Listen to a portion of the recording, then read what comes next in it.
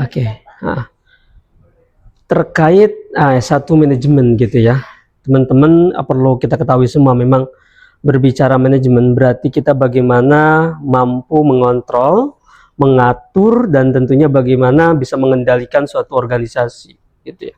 Nah, kalau ditanya bagaimana implementasi di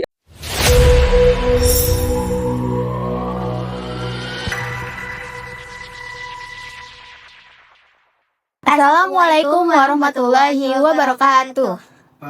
Halo Tijen, selamat datang kembali di podcast Prodital, ruang diskusi santai yang membahas tentang berbagai informasi menarik seputar dunia perkuliahan dan program studi di Universitas Teknologi Muhammadiyah Jakarta. Betul sekali. Di setiap episodenya, Prodital selalu menghadirkan narasumber yang sangat berkompeten di bidangnya untuk berbagi wawasan, pengalaman, serta informasi yang pastinya bisa didapat oleh Utizen untuk memahami dan mengetahui lebih lanjut terkait program studi yang ada di Universitas Teknologi Muhammadiyah Jakarta. Nah, pada episode kali ini kita akan membahas tema tentang Discover Management, yang dimana itu kita dapat mengenal program studi manajemen di Universitas Teknologi Muhammadiyah Jakarta. Nah, kalau ngomongin soal prodi manajemen, pasti kebanyakan orang tuh mikir bahwasanya program studi ini selalu mengajarkan kita tentang bisnis atau hitung-hitungan. Nah, pada aslinya semua itu ya benar.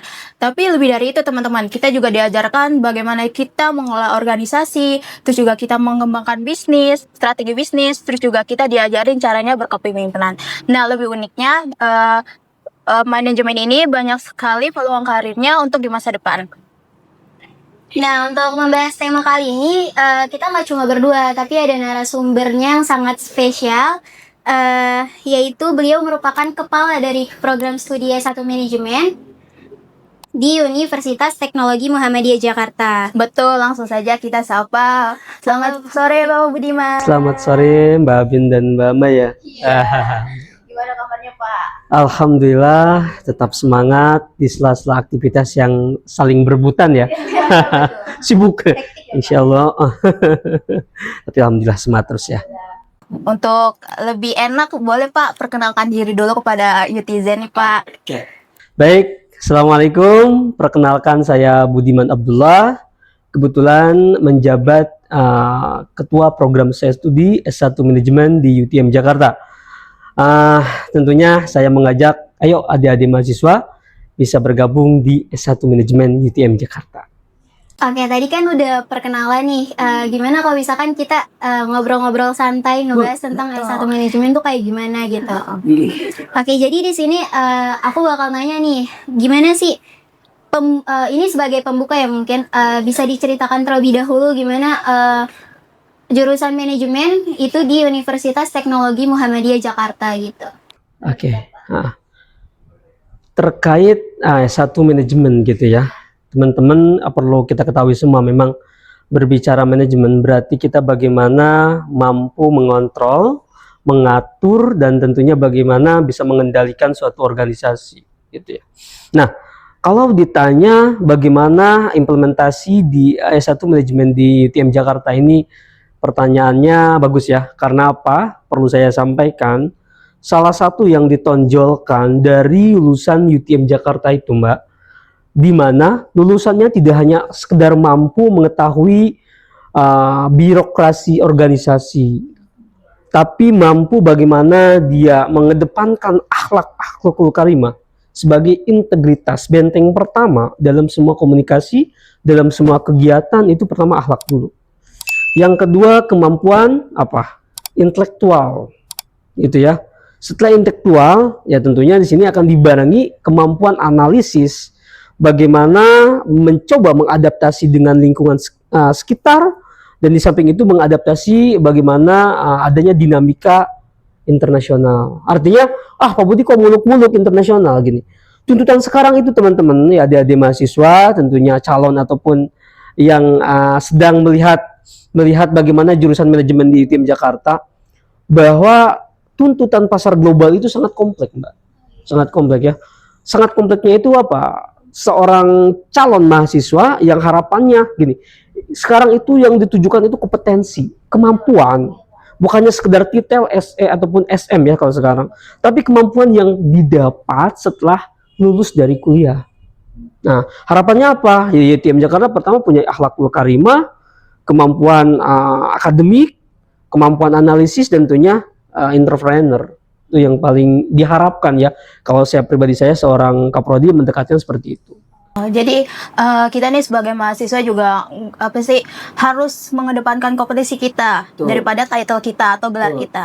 Nah Pak, untuk prodi manajemen yang ada di UTM ini sih apa sih Pak ciri khas atau kebanggaan pada UTM sendiri dibandingkan dengan universitas lainnya gitu?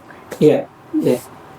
Terkait ciri khas yang ditonjolkan seperti yang saya sampaikan tadi ya, di UTM Jakarta ini dengan tagline kita Technoveneur ya, bagaimana penerapan akhlakul karimah bersinergi dengan kemampuan teknologi, gitu ya.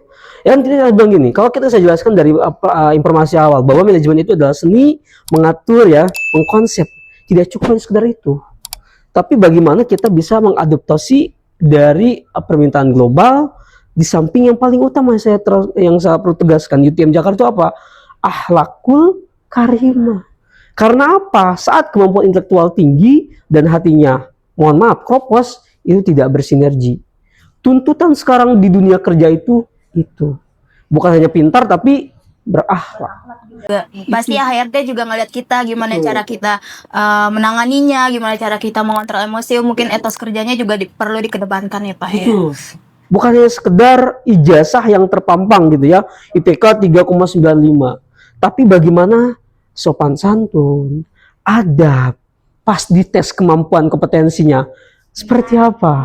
Kan malu-maluin kalau misalkan IPK besar tapi ternyata pas dihadapkan dengan dunia kerja tidak bisa. Iya. Karena banyak gak sih Pak, Bapak pernah notice gitu, ini cuma sekedar gelar aja gitu.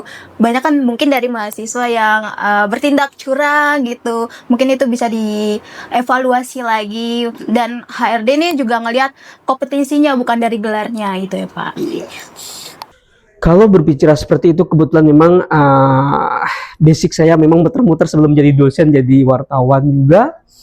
Terus kerja di beberapa perusahaan, dan di samping itu saya juga buka usaha entrepreneur juga. Nah, saat saya masuk di dunia kerja, memang yang paling utama ditanya itu bukan Anda lulus dari mana, Anda bisa apa, Anda lulusan manajemen, Anda bidang apa, SDM contohnya, marketing, ataupun Anda bidang keuangan, apa potensi yang Anda akan berikan buat perusahaan ini? Apa kontribusinya gitu ya? Sumbangsinya. Jadi tidak hanya sekedar yaitu gelar yang dibuktikan dengan ijazah. Berarti bukan cuma sekadar gelar, tapi kita skill apa nih yang kita... Iya, kompetensi yang kita lihat itu. Jadi kalau kuliah itu tanda kita pernah belajar. Jasa buktinya.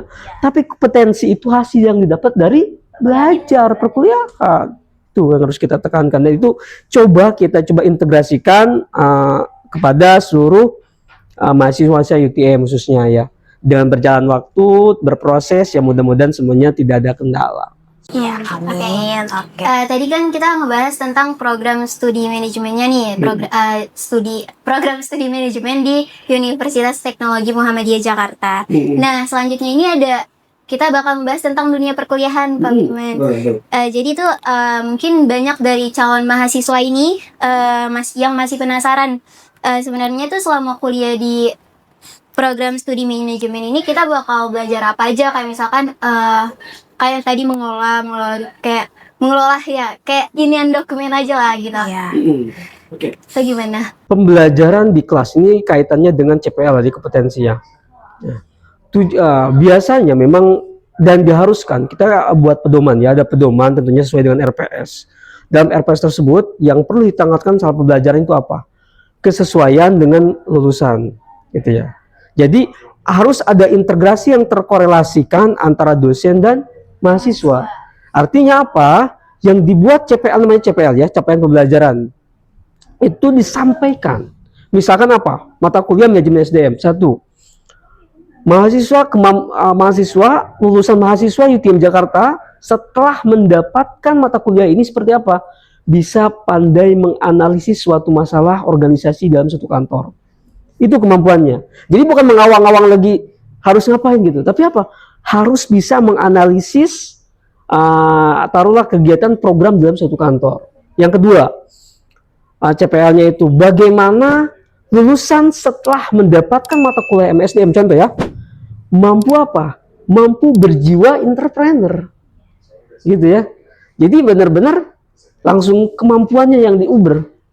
Jadi kita ilustrasikan dan pembelajaran metodenya itu ya sesuai dengan RPS-nya. Bagaimana turun ke lapangan. Makanya beberapa kegiatan di kegiatan saya, mata kuliah saya khususnya, saya sering ajak teman-teman mahasiswa itu studi banding.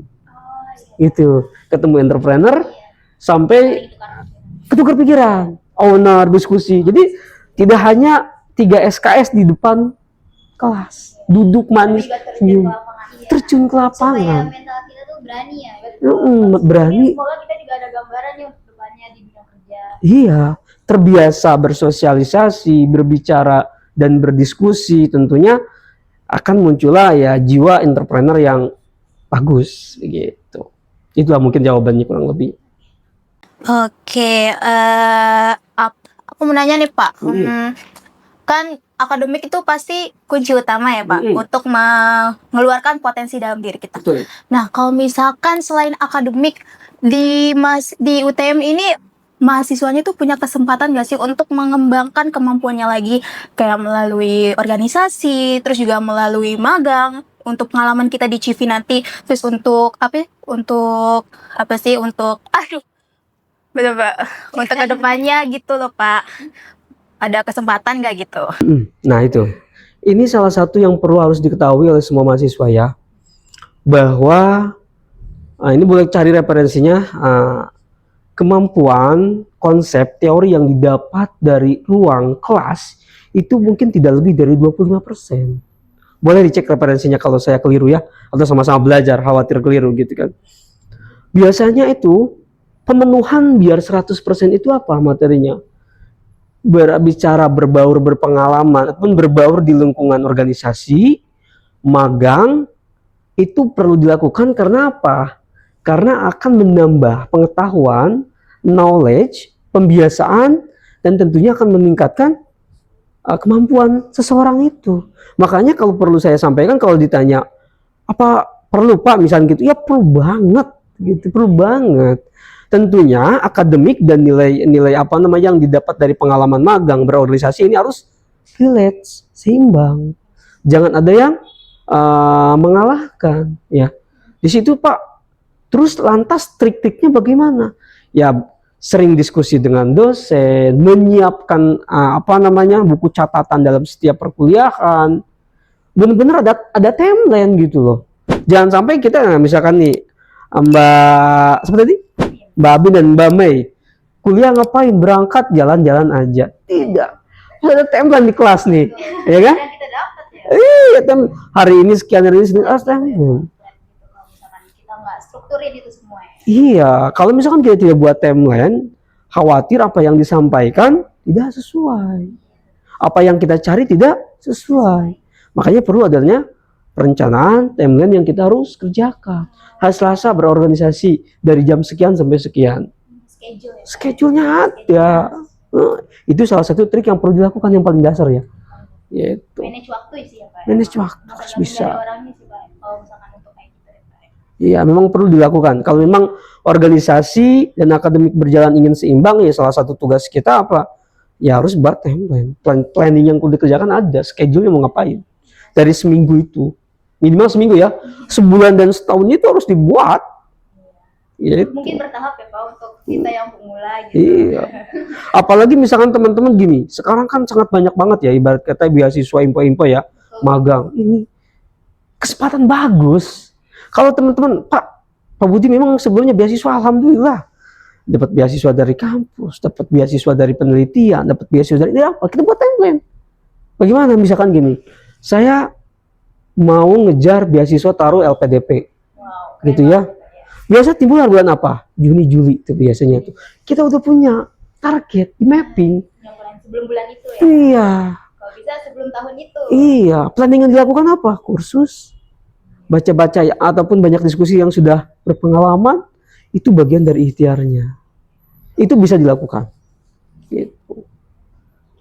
Oke, dari jawaban Pak Buniban menarik banget ya. Jadi kayak kita tuh harus apa namanya?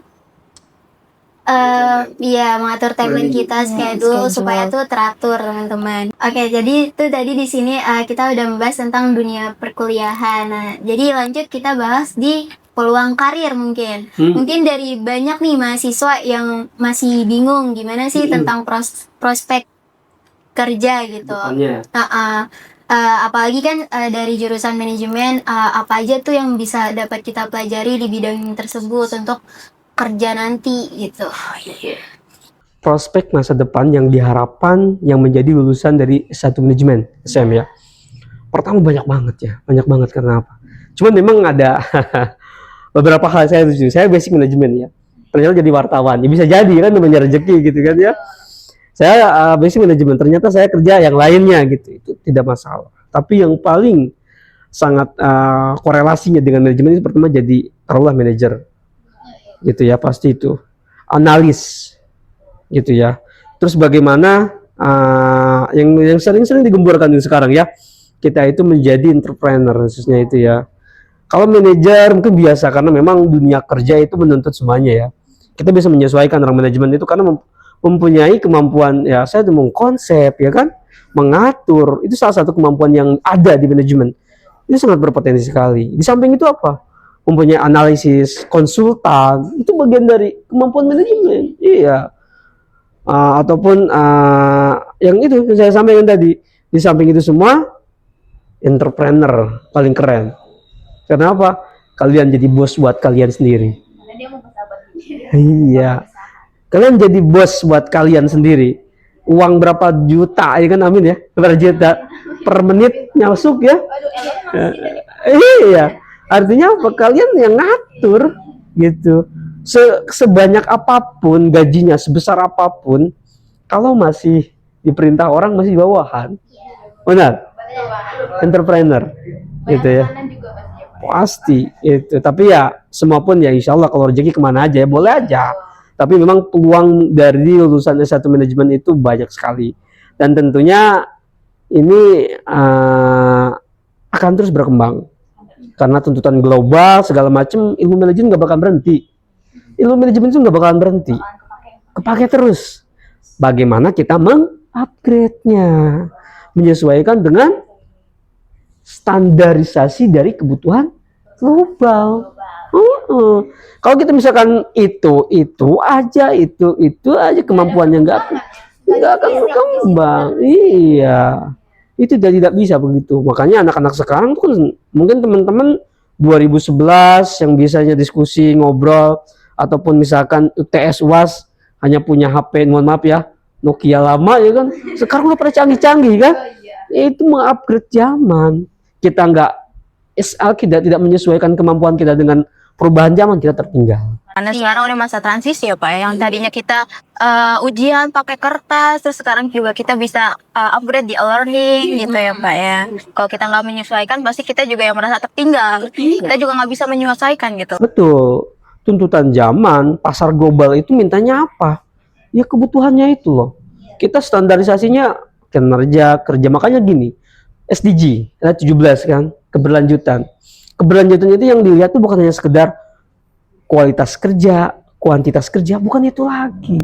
Masih linear, memang masih linear, produktivitas. Dalam kerja itu kebanyakannya produktivitas kan, berapa banyak hasil yang dikerjakan kan gitu. Sekarang nggak cukup Mbak. Cukupnya apa sekarang? Keberlanjutan. Itu yang ditekankan dari dunia kerja sekarang. Itu apalagi internasional ya. Gitu. Sama impian semua orang banget itu kalau sampai. Iya. Nah deh Pak, aku mau nanya lagi nih Pak. Kan kebetulan banget kita tadi udah bahas kalau misalkan prodi manajemen ini banyak banget prospek kerjanya kan. Iya. Terus pastinya kita nih sebagai alumni manajemen yang nantinya sudah lulus, kita nggak seharusnya kan bekerja di perusahaan. Nah menurut Bapak nih, dengan kita yang fresh graduate, bisa gak sih kita tuh nantinya bakal jadi entrepreneur yang bisa membangun usahanya sendiri gitu? Sangat bisa, sangat bisa. Makanya itu ya, eh kompetensi yang diharapkan dari lulusan S1 manajemen, kebetulan kan kita sekarang mengacunya itu kepada peraturan-peraturan yang menyesuaikan dengan kebutuhan pasar dunia kerja. Makanya ditekankannya apa? Kalau dulunya itu tidak membahas kompetensi, sekarang kompetensi. Jadi bukan hanya bisa masuk dalam ataupun bekerja di kantor, tapi mampu juga mengembangkan usaha. Karena apa? Di kelasnya diajarkan itu, ya. Bagaimana dosennya itu mengajarkan ke mahasiswanya itu bagaimana menjadi seorang leader, membangun wirausaha. Bukannya sekedar diajarkan, dianterin ketemu dengan para owner, dibimbing. Saya kemarin, misalkan contoh, saya mengajak teman-teman sebagian ke Kamar Dagang dan Industri Nasional RI, gitu. Iya, Kadin. Setelah ini insya Allah sudah saya diskusi juga dengan pimpinan dan ya orang dari Apindo. Insya Allah kita asosiasi pengusaha Indonesia ini bagian dari ikhtiar ya, ikhtiar dari manajemen khususnya di UTM Jakarta supaya mereka melihat bahwa lulusan UTM ini tidak hanya main kandang gitu ya, tapi insya Allah bisa bersaing tentunya di dunia kerja dan dengan perubahan dinamika pasar internasional gitu.